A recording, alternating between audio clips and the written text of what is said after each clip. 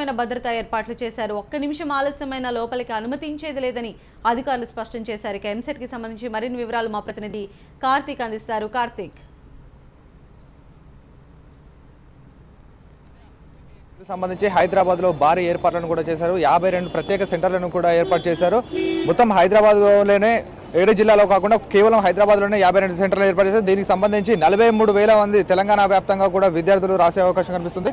మొత్తం ఉదయం నుండి కూడా విద్యార్థులు నిమిషం నిబంధన ఉండడంతో గంట ముందు కాకుండా ఉదయం 6 గంటల నుంచే ఎగ్జామ్ సెంటర్లను ఎత్తుక్కుంటూ ఇక్కడే నిరీక్షిస్తున్న పరిస్థితిని మనం చూస్తున్నాం. కొద్దిసేపటి క్రితమే విద్యార్థులను లోపలికి అనుమతిస్తున్నారు. అయితే హైదరాబాద్ లో తెలంగాణ రాష్ట్ర వ్యాప్తంగా నిర్వహిస్తున్న విద్యార్థులకు సంబంధించి 18,000 మంది రాస్తున్నారు. మెడిసిన్, అగ్రికల్చర్ కు సంబంధించి 25,000 మంది విద్యార్థులు పరీక్ష రాస్తున్నారు. అయితే ఉదయం 10 గంటల నుంచి మధ్యాహ్నం 1 గంట వరకు పరీక్ష జరుగుతుంది. అదేవిధంగా అగ్రికల్చర్, మెడిసిన్ సంబంధించి మధ్యాహ్నం 2:30 నుంచి 5 గంటల వరకు పరీక్ష నిర్వహిస్తున్నారు. అయితే నిమిషం నిబంధన అనేది ఖచ్చితంగా అమలు చేస్తామని చెప్పేసి అధికారులు అయితే పటిష్టంగా చెప్పడం జరిగింది. దీనికి సంబంధించి అయితే విద్యార్థులు అటు తల్లిదండ్రులు అయితే ఉదయం నుండి కూడా ప్రత్యేకంగా ఈ పరీక్ష కేంద్రాలకు చేరుకుంటున్నారు. అయితే మాస్ కాపీ నియంత్రణకు సంబంధించి అధికారులు ఈసారి భారీ ఎత్తున కూడా ఏర్పాటు చేశారు. వాచ్లు, అదేవిధంగా ఎలక్ట్రానిక్ పరికరాలు ఎటువంటివి కూడా అనుమతించమని చెప్పేసి ముందస్తుగానే చెప్పారు. అదేవిధంగా ఎగ్జామ్ సెంటర్లు లోపలికి అనుమతించే ముందు చెక్ చేసి పంపిస్తున్నారు. విద్యార్థుల దగ్గర ఎలాంటి పేపర్స్, ఎక్స్ట్రా పేపర్స్ ఉన్నా, అదేవిధంగా వాచ్లు ఉన్నా, ఎలాంటి ఎలక్ట్రానిక్ పరికరాలు, సెల్ ఫోన్లు కూడా ఉన్నా తీసేసుకొని పంపిస్తున్న పరిస్థితులు అయితే చూస్తున్నాం మనం. అయితే ఎంసెట్ పరీక్షను దృష్టిలో పెట్టుకుని ఆర్టీసీ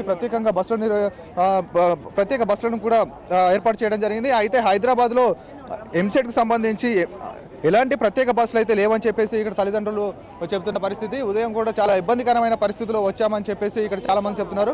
మనతో మాట్లాడడానికి పేరెంట్స్ కూడా ఉన్నారు. అమ్మ, చెప్పండి, ఎక్కడి నుంచి వచ్చారు మీరు? అంటే ఎలాంటి పరిస్థితులు ఉన్నాయి ప్రస్తుతం హైదరాబాద్ లో? అంటే ప్రత్యేక బస్సులు అయితే ఏమి లేదు, కానీ మాకైతే బస్సు దొరికింది. కొంచెం టైట్ గానే ఉందండి, రష్ గా ఉన్నారు. కానీ స్పెషల్ గా ఏదైనా బస్సెస్ వస్తుంటే ఇంకా కన్వీనియంట్ గా ఉండేది. ఎట్లా మీరు చెప్పండి, ఎక్కడి నుంచి వచ్చారు, ఎలాంటి పరిస్థితుల నుంచి వచ్చానండి? నా పేరు కన్నయ్య. అయితే ఈ మా హైదరాబాద్లోనే కాకుండా ఈ 10 తెలంగాణ స్టేట్లో ఉన్న కొన్ని జిల్లాల్లో మహబూబ్ నగర్ కానీ, కరీంనగర్ కానీ, వరంగల్ కానీ ఇలాంటి కొన్ని సెంటర్లో కూడా కొన్ని సెంటర్లు వేసి ఉంటే మాకు కూడా అందుబాటులో ఉంటుండే. తల్లిదండ్రులు కానీ, పిల్లలకు కానీ అందరికీ ఒకటేసారి హైదరాబాద్లో పెట్టేటలక మాకంత బస్సుల ప్రాబ్లం, ఒకరోజు ముందే రావడం, మాకంత తిండికి కానీ రాత్రి ఉండడానికి పిల్లలతో ఉండడానికి మాకు పెద్ద ఇబ్బందికరంగానే కొద్దిగా అనిపించిందండి. మొత్తం మీద సెంటర్ టైంకి చేరుకున్నాం.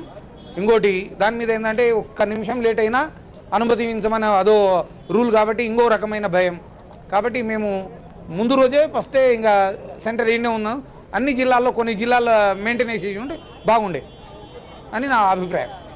చెప్పండి, ఎలాంటి ఏర్పాట్లు చేశారు అధికారులు?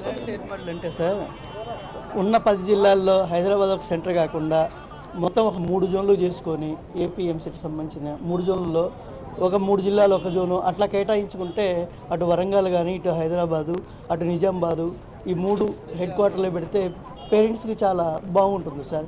అందులో ఈరోజు వర్కింగ్ డే రోజు పెట్టడము ఎవరికైనా సరే ఉద్యోగస్తులకి చాలా ఇబ్బందిగా ఉంది. అదే ఆదివారం రోజు అయితే చాలా బాగుండేది సార్ ఈ ఎగ్జామ్ విషయంలో. Thank you sir. సార్, మీరు చెప్పండి, ఎగ్జామ్కి సంబంధించి ప్రత్యేక ఏర్పాట్లు చేసామని చెప్పేశారు. ఎక్కడ కూడా బస్సులు లేవని చెప్తున్నారు. అసలు ఉన్నాయా లేవా? అదైతే ఏం లేవు సార్. ఇది ఎవరంతా వాళ్ళు ఓన్ వెహికల్స్లోనే ట్రాన్స్పోర్టింగ్ వస్తున్నారు, కానీ అట్లా పర్టికులర్గా వేరే పెట్టాము అనేది అయితే ఏం లేదు. మెయిన్ ఇంపార్టెంట్ ఏంటంటే నిన్న ఒకటి ఎంసెట్, తెలంగాణ ఎంసెట్ నిన్ననే క్యాన్సిల్ అయినసరికి చాలామంది కూడా కొద్దిగా కన్ఫ్యూజ్లో వచ్చారు. ఏపీ ఎంసెట్ కూడా ఏంటి అనేది ప్రాబ్లంలో కొంచెం క్రియేట్ చేశారు. ఎంత స్క్రోలింగ్ టీవీలో ఇచ్చినా కూడా కొందరికి అవగాహన లేని వాళ్ళకి చాలా ఇబ్బందిగా ఉంటున్నారు. వేరే డిస్ట్రిక్ట్స్ నుంచి వచ్చే వాళ్ళకు కూడా చాలా ఇబ్బందిగా అయింది. మరి దీనికి ఏపీ గవర్నమెంట్ కొంచెం దానికి సరైన వసతి అయితే కల్పించలేదు. ఇటువంటి ప్రాబ్లమ్స్ అయితే చాలా ఉన్నాయి. దీని నుంచి స్టూడెంట్స్ చాలా సఫర్ అవుతున్నారు, పేరెంట్స్ కూడా చాలా సఫర్ అవుతున్నారండి. మొత్తం మీద చూసుకుంటే అయితే రాష్ట్ర వ్యాప్తంగా కూడా కేవలం హైదరాబాద్లోనే సెంటర్లను ఏర్పాటు చేశారు. మరి ఏ ప్రాంతంలో కూడా ఏర్పాటు చేయలేదు. దాంతో కొంత ఇబ్బందికరంగా ఉందని చెప్పేసి ఇక్కడ తల్లిదండ్రులు చెప్తున్నారు. అదేవిధంగా ఎంసెట్ పరీక్ష ప్రారంభానికి గంట ముందు కూడా విద్యార్థులను లోపలికి అనుమతిస్తున్న పరిస్థితిని చూస్తున్నాం. మొత్తం మీద మరో కొద్దిసేపట్లో కూడా 10 గంటల సమయంలో ఖచ్చితంగా పరీక్ష ప్రారంభమయ్యే అవకాశం అయితే కనిపిస్తుంది. సంధ్య. రైట్ కార్తీక్.